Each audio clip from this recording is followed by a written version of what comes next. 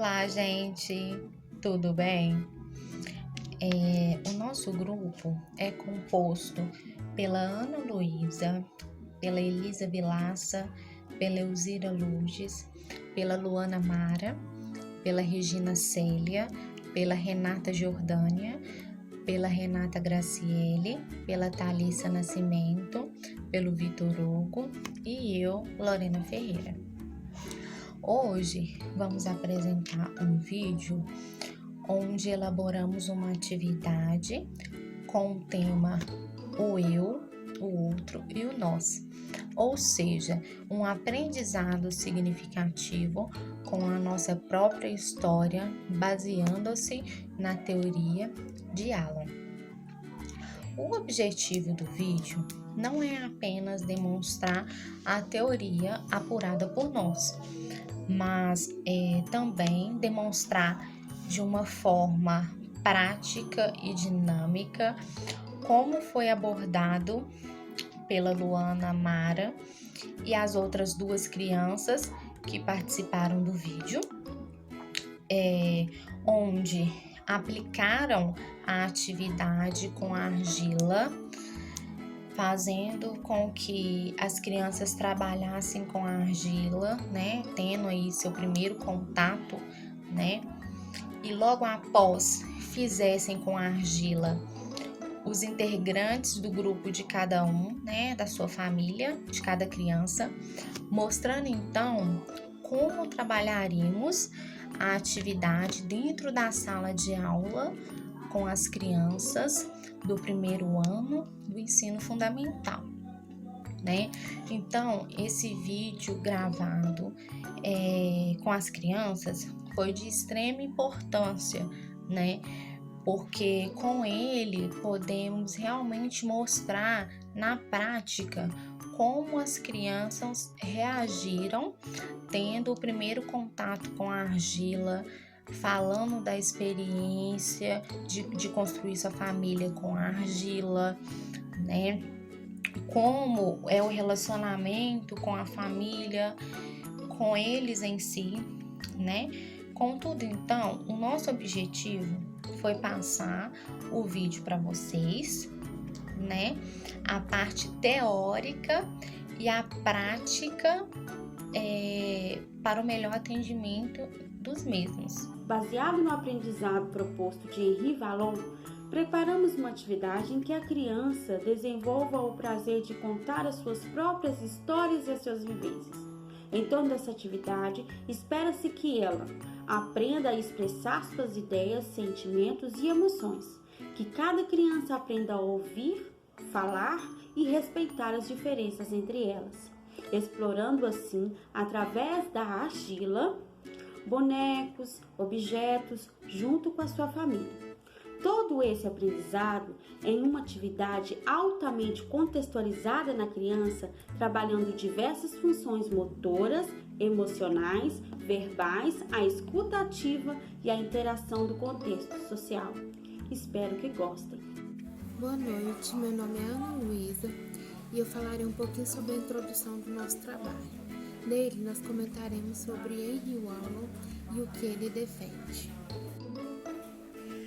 Henri Vallon, que era médico, filósofo e psicólogo, nasceu no dia 15 de junho em 1879 em Paris e ele faleceu em 1962. Ele é reconhecido pelo seu trabalho de pesquisa sobre psicologia do desenvolvimento. Por meio da sua postura bastante interativa, focou ainda mais seus projetos na infância do ser humano. De acordo com a teoria de Henry, o fator orgânico influencia diretamente na evolução do pensamento. Essa seria a primeira condição para que pudéssemos desenvolver a nossa capacidade de inserir em nosso crescimento. De acordo com a teoria de Henry, o homem é fruto também da combinação entre influências fisiológicas e sociais. Com isso, a avaliação e pesquisa do psiquismo não pode invalidar nenhum nem outro dentro do aspecto evolutivo. A evolução psicológica da criança, na teoria sucessão de estágios não se limita à cognição, tendo em si uma flexibilidade que demonstra uma sequência que não seja direta ou que seja fixa, sem se apegar a nada. Então, assim, um estágio sempre complementa o outro. Aí nós temos vários estágios no desenvolvimento. A evolução psicológica da criança indica a sucessão desses estágios, que não se limitam à cognição, tendo em si uma flexibilidade que demonstra uma sequência que não seja tão direta ou fixa, elas nunca se apegam. Eu agora vou citar alguns desses estágios, né? O primeiro estágio é o estágio impulsivo emocional, o segundo é o estágio sensório-motor e o projetivo, o estágio personalismo, estágio categorial e o estágio estágio da adolescência. Então, na teoria de Wallach, ele defende que o processo de desenvolvimento e educação depende da capacidade biológica da criança, tanto também quanto do ambiente em que ela está inserida. No decorrer da vida, a criança começa a perceber que as suas ações se refletem e têm efeitos nas outras pessoas. Então, assim, a gente fez uma atividade, preparamos uma atividade em que essas crianças vão aprender a se expressar suas ideias, sentimentos e emoções, tanto verbalmente, tanto quanto por meio do trabalho manual, desenvolvendo assim uma construção delas. Olá, meu nome é Elisa e hoje eu vou contar um pouquinho mais sobre a aula que eu e o meu grupo, a gente estava preparando. A gente vai também contar o passo a passo dessa aula, vamos contar o tipo, de materiais usado nessa atividade, vamos falar também como que vamos organizar a sala com os alunos e o tempo aproximadamente que a atividade durou, No dia da aula, a professora ela deve preparar o ambiente de modo que os alunos eles se sintam bem, se sintam tranquilos e confortáveis para poder estar realizando essa atividade. Quando eles chegarem na sala de aula, ela deve convidar esses alunos a sentarem em roda. E antes da professora começar a distribuir o material, ela vai apresentar os materiais que vão ser utilizados, que vai ser a argila, uma pequena vasilha com água e uma folha de jornal. E nisso ela deverá perguntar aos alunos se eles já conhecem a argila, se eles já tiveram contato com a argila, já tocaram, modelaram com a argila, e quais as sensações que a argila traz para eles. E logo após, a professora comentar sobre isso, ser discutido sobre isso, ela vai distribuir os materiais, para ser realizado a atividade. E ao distribuir os materiais, cada um deve construir, cada um dos alunos, eles vão construir a sua família ali usando a argila. Após cada criança indo construindo a sua família, a professora vai pedir para que cada um dos alunos conte a sua história e a história da sua família, incentivando para que o aluno fale quantas pessoas tem, quem são essas pessoas, o que cada uma faz, no dia a dia, quem é o mais velho, quem é o mais novo, como é o relacionamento, né, do aluno com a criança, qual é o relacionamento da família, do aluno com o professor, qual é o relacionamento da família entre si, né? E logo após eles falarem isso, falarem a história e como cada um é, a professora vai comentando os pontos em comum de cada família e os pontos também, né, diferentes que cada um deles tem, incentivando, né, com que cada um dos alunos respeite e compreende as diferenças. E para terminar essa atividade, a professora irá sistematizar as histórias de cada um em uma síntese escrita por ela mesma. E essa síntese, né, vai ser utilizada em outra aula e poderá ser utilizada para trabalhar, né, nessa síntese a leitura e a escrita dos alunos a partir, né, das suas próprias histórias. E o que vai, né, desenvolver um tipo de aprendizagem contextualizada a partir, né, do conhecimento prévio de cada um dos alunos, né, utilizado por cada um dos alunos. O tempo, né, aproximadamente dessa atividade vai ser 2 horas, né, que a atividade vai durar.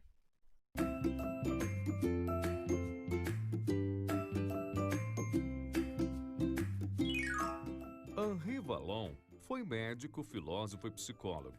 Nasceu na França em 1879 e faleceu em 1962. Vallon dedicou-se profundamente ao estudo da criança por acreditar que esse era o melhor caminho para se compreender a origem dos processos psicológicos humanos. Ao estudar o desenvolvimento infantil, Vallon explorou tanto na dimensão cognitiva quanto afetiva e motora, ou seja, estudou o desenvolvimento de forma integral, recusando-se a aceitar abordagens que reduzissem o desenvolvimento humano a apenas uma dessas dimensões. Uma das principais bandeiras de Vallon é a de que a escola deve oferecer formação integral aos estudantes, quer dizer, formação afetiva, intelectual e social. Sua teoria representa um marco importante no pensamento pedagógico, pois até então, a afetividade era uma variável pouco considerada no processo educativo.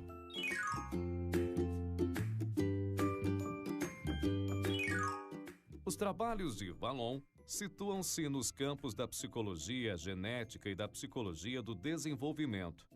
É importante não confundir psicologia genética com epistemologia genética. Elas se relacionam, mas não são a mesma coisa. A epistemologia genética é a teoria psicológica desenvolvida por Jean Piaget em seus estudos sobre como os indivíduos constroem conhecimento, ou seja, Piaget queria saber como alguém passa do estado de não conhecimento para o estado de conhecimento. A psicologia genética, por outro lado, está mais interessada em compreender quais as origens dos processos psíquicos. Grosso modo, podemos dizer que a epistemologia genética de Piaget interessa-se pelas origens do conhecimento. Já a psicologia genética interessa-se pelas origens dos processos psicológicos. Vallon não é o único teórico no campo da psicologia genética, mas é um dos mais relevantes. Vallon utilizou conhecimentos da antropologia, psicopatologia, neurologia e outras áreas de conhecimento para desenvolver seu trabalho de pesquisa. Ele entendia que os processos psicológicos têm origem orgânica, ou seja, biológica, mas que eles só podem ser bem compreendidos quando consideramos as maneiras pelas quais as influências socioambientais interagem com esses processos. Logo, seu método de estudo considera tanto as condições orgânicas quanto as exigências sociais que influenciam o desenvolvimento psíquico.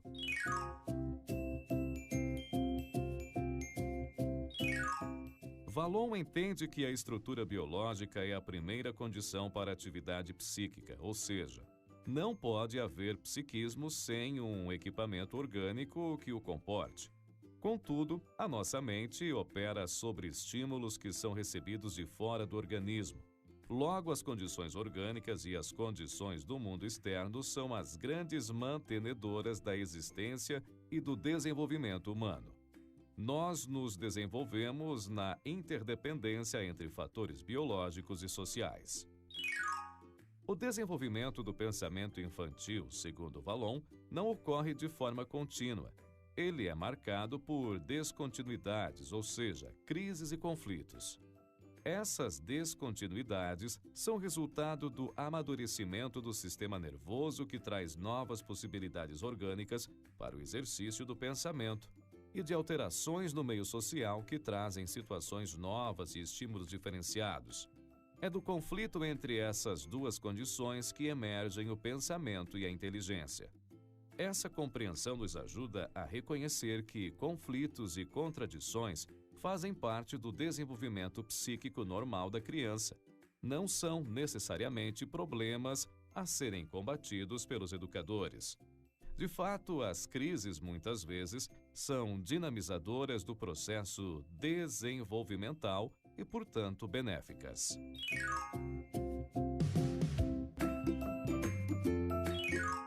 A inteligência, segundo Vallon, se desenvolve após a afetividade, contrariando outras teorias psicológicas. Para Vallon, a inteligência surge de dentro da afetividade e estabelece com ela certa relação de conflito. Talvez seja por isso que nos interessamos mais em aprender as coisas que gostamos e evitamos aquelas que não se conectam com nossos afetos.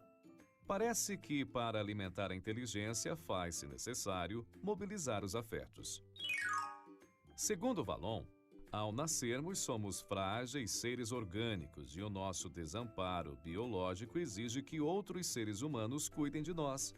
Essa condição de absoluta dependência caracteriza nossos 2 primeiros anos de vida e, por isso, nos tornamos seres afetivos, ou seja, a emotividade do bebê, expressa no choro e no grito, garante que o adulto se mobilizará para atender às suas necessidades. Logo, a expressão emocional é uma linguagem, a sua função é fundamentalmente social. Ela é usada para comunicar necessidades. Essa afetividade tem raízes biológicas, mas, ao mesmo tempo, sua função é social. Não se deve confundir afetividade com amor e carinho.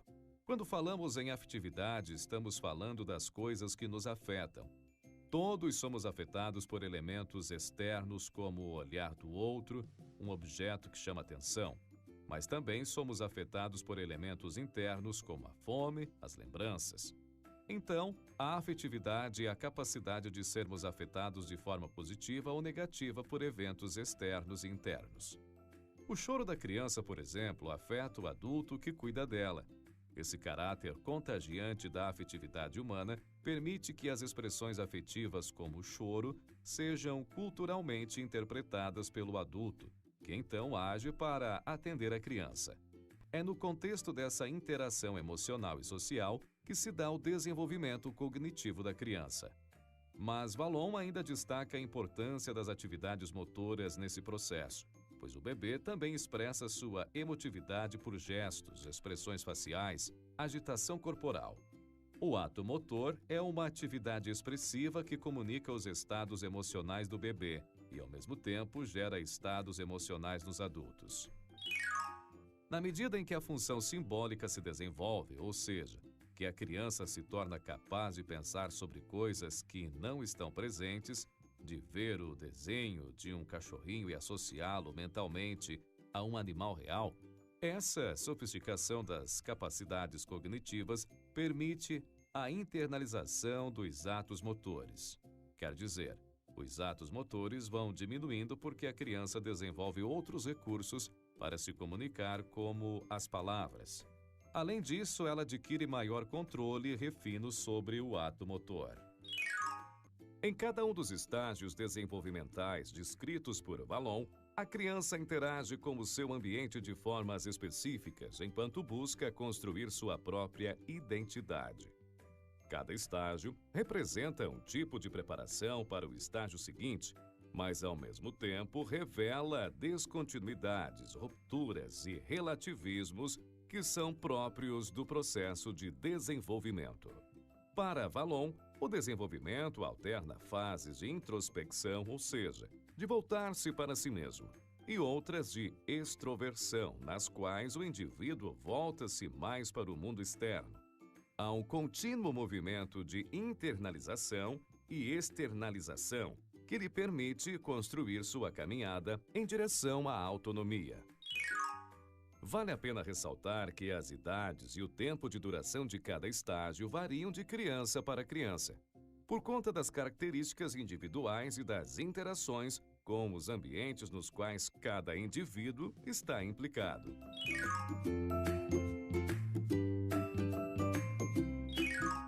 Nos primeiros 3 meses desse estágio, o bebê realiza movimentos reflexos, involuntários e impulsivos. Pouco a pouco, começa a responder afetivamente aos seus cuidadores, que são os intermediários entre ele e a realidade externa. Nessa relação, a criança passa a usar gestos para se comunicar. Aos 3 meses, por exemplo, ela consegue dirigir sorrisos às pessoas e, através da afetividade que se estabelece, o primeiro e o mais forte vínculo entre as pessoas. Segundo Vallon, a função inicial da emotividade é mobilizar a mãe para atender às necessidades do bebê, que dela necessitará por muito tempo. É pela expressão emotiva, como o choro, o grito, as expressões faciais e a agitação corporal, que o bebê comunica suas necessidades. Apesar de ser uma comunicação emocional e primitiva, ela é a porta de entrada da criança para o mundo da cultura humana. Até aproximadamente 1 ano, o bebê está vivenciando ativamente seu processo de socialização com aqueles que o cercam e é totalmente dependente desse contato para sobreviver. Durante essa fase, o interesse do bebê por objetos se dá na medida em que eles lhe são apresentados pelos adultos, mas com o avançar do desenvolvimento, a criança vai aprendendo a agir diretamente sobre seu meio e vai se dessocializando, quer dizer, vai agindo de forma mais autônoma em um processo crescente de individuação.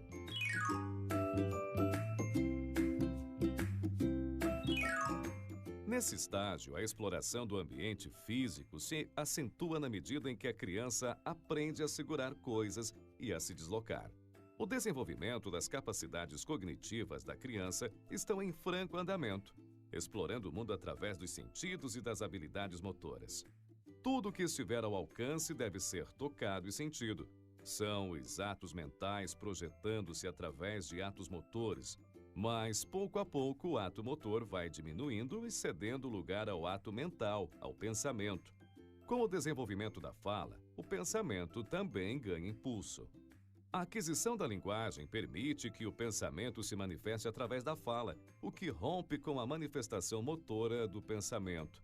E isso representa um salto qualitativo no desenvolvimento infantil. É necessário que a vivência sensório-motora do mundo seja inibida pela criança para que a sua vida mental floresça.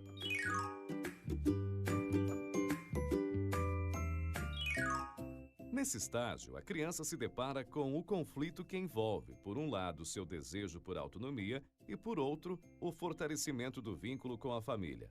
Como o processo de formação da personalidade é a tarefa psíquica mais importante desse estágio, a criança nega os adultos, muitas vezes se opondo a eles. Seu pensamento volta-se quase que exclusivamente para si. Ela precisa adquirir consciência de si mesma em suas relações com o mundo. Com o início da vida escolar, o vínculo familiar se flexibiliza e a criança se direciona para a autonomia, uma vez que a vida no ambiente escolar exige que, gradativamente, ela realize escolhas por si só, bem como exige que ela concorde, discorde, enfim, a criança naturalmente se vê em situações conflituosas. Contraditoriamente, enquanto ela caminha em direção à autonomia, também é nessa fase que se desenvolve a imitação. A criança imita o modo de ser e de pensar das pessoas com as quais convive, particularmente aquelas que lhes despertam admiração, como os pais e os professores. A imitação é uma forma de inserção social. No que diz respeito à afetividade, nessa fase ela se manifesta de modo mais simbólico, por palavras e ideias.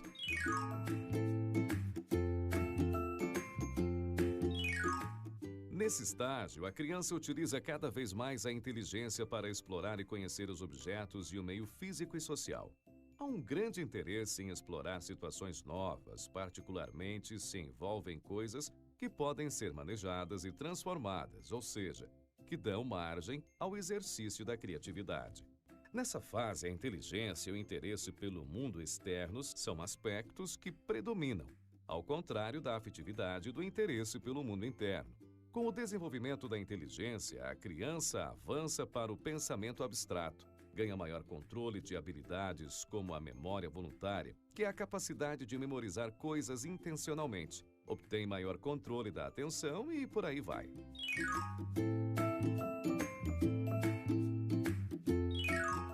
Nesse estágio, as modificações corporais que resultam da ação dos hormônios sexuais influenciam o adolescente a buscar uma nova personalidade. Em função disso, há uma ruptura do equilíbrio afetivo. O adolescente deseja compreender suas inquietações, seus desejos, sua sexualidade, sua real identidade. É importante que os adultos, ao perceberem essas necessidades, ofereçam diálogo e apoio ao adolescente, mas também estabeleçam limites. Se a criança pequena busca identificar-se com o adulto pela imitação, na adolescência, o indivíduo deseja diferenciar-se do adulto. O adolescente quer mudar, se transformar. Nessa fase, é comum que a afetividade apresente contornos cada vez mais racionais, o que leva o adolescente a criar teorias sobre os seus relacionamentos com as pessoas. Isso é uma forma de tentar tornar compreensível para si mesmo o seu próprio universo afetivo. Os conflitos externos e internos fazem com que o adolescente se volte cada vez mais para si mesmo e busque sua autoafirmação como forma de lidar com as transformações corporais e psíquicas impulsionadas pela maturação sexual. Vallon afirma que o desenvolvimento não se encerra na adolescência. Ele permanece por toda a vida do indivíduo. A afetividade e a cognição estarão sempre em movimento. Às vezes haverá predomínio de uma ou de outra, mas estarão sempre em interação durante as inúmeras aprendizagens que desenvolvemos ao longo da vida. Futuramente trataremos das contribuições de Vallon para a educação. Olá, gente, tudo bem? Hoje a gente está aqui com a Sofia e a Isabela. A gente vai fazer um trabalho, tá? Uma atividade prática. E o nome da atividade é o eu, o outro e nós. E esse aprendizado, as meninas estão utilizando a argila. Gente, qual que é a sensação que vocês têm ao tocar a argila? Muito boa. Boa? Vocês já utilizaram a argila? Já mexiam com a argila alguma vez? Já conhecia? Não? Então hoje a atividade vai ser o seguinte, vocês vão fazer com a argila, vocês vão montar a família. Quantos integrantes tem na família? Por exemplo, pai, mãe e irmãos, tá? Os materiais que a gente está usando é água, a argila verde, tá? O jornal é pra gente evitar sujeira. E as meninas estão fazendo um trabalho aqui, como vocês podem ver, a argila no início ela fica um pouco mole, só que agora ela já tá endurecendo mais, ela já tá ficando mais consistente. Aí as meninas estão aqui, elas vão ficar um tempo durante 2 horas para fazer o trabalho delas, tá? 2 horas depois.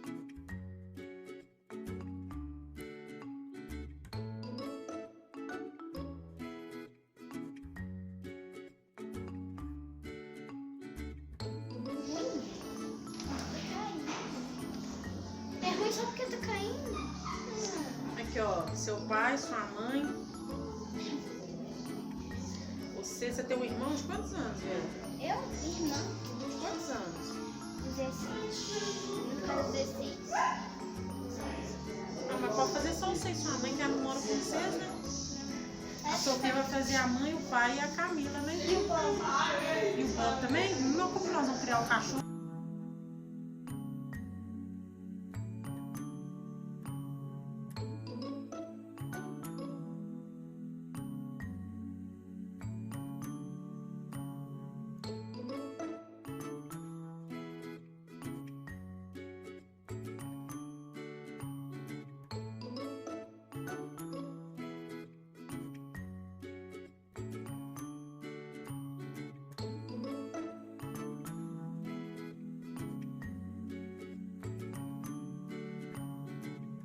As meninas concluíram a atividade, colocaram aqui a família delas, tá? Fizeram os bonequinhos de argila. Isabela, a gente chama ela de Bela, tá? A sua família, conta pra gente quantas pessoas que são. 3 pessoas. Tem meu pai, minha mãe e eu. E você? Vocês moram em casa, apartamento? Como que é a vida de vocês? Em apartamento. Tá. Você gosta de morar em apartamento, Bela? Gosto. Gosta? E você tem algum animal de estimação? 3 cachorros e 2 calopsitas. Que legal, hein, Bela? E no apartamento dá pra cuidar deles normal? Tem espaço? A gente tem uma casa que os bichos ficam lá. Ah, entendi, que lá fica mais espaçoso pra eles, né? Sim. A sua mãe trabalha com o quê, Bela? Odontologia. Odontologia. Tá. E seu pai? Polícia e Ele eu tem. trabalho no escritório. Ah, ele tem um escritório também. Então tá bom. Obrigada, viu, Bela? Agora a gente vai conversar com a Sofia. A Sofia, ela fez a família dela também. A família dela são quantas pessoas, Sofia? 3. É o seu pai, sua mãe e sua irmã Camila e você, né? E o cachorro, o Bob, que é um integrante da família. Ele tá até aqui no quintal, é ele ali, se coçando. Bob! Bob! Bobby. Olha que lindo, Bob, um integrante da família. Sofia, a Sofia mora em casa, né? Nessa casa que a gente tá. O animal de estimação que a Sofia tem é o Bob. O Bob até chupa bico. Você gosta de morar em casa, Sofia? Sim. É bem espaçoso, né? Dá pra brincar. Tem esse espaço aqui e um espaço lá embaixo. O espaço lá embaixo que é um espaço de jogos, né? Isso. E sua família, como que é? Eles brincam com você, interagem? Às vezes. Às vezes. Os adultos hoje não estão brincando muito com as crianças, não. Não. Diz ela que os adultos estão chatos. O que vocês gostam de jogar? Conta pra mim. Qual o jogo que vocês gostam? Sei lá. Eu gosto de Roblox. Roblox. Minecraft. E deixa eu ver. E séries? Conta pra gente qual séries. Eu tô até confusa. Essa série, ela fala de quê? Fala pra gente. Ficção científica. Que legal, hein? E aí, vocês já assistiram ela toda ou vocês estão assistindo ainda? Já assistimos tudo. Toda? Então tá. Gente, muito obrigada pela atividade, tá? Olha pra vocês, elas arrasaram com o trabalhinho hoje, em pleno sábado, me ajudando aqui com esse trabalho da faculdade. Obrigada, meninas. Beijo. De nada.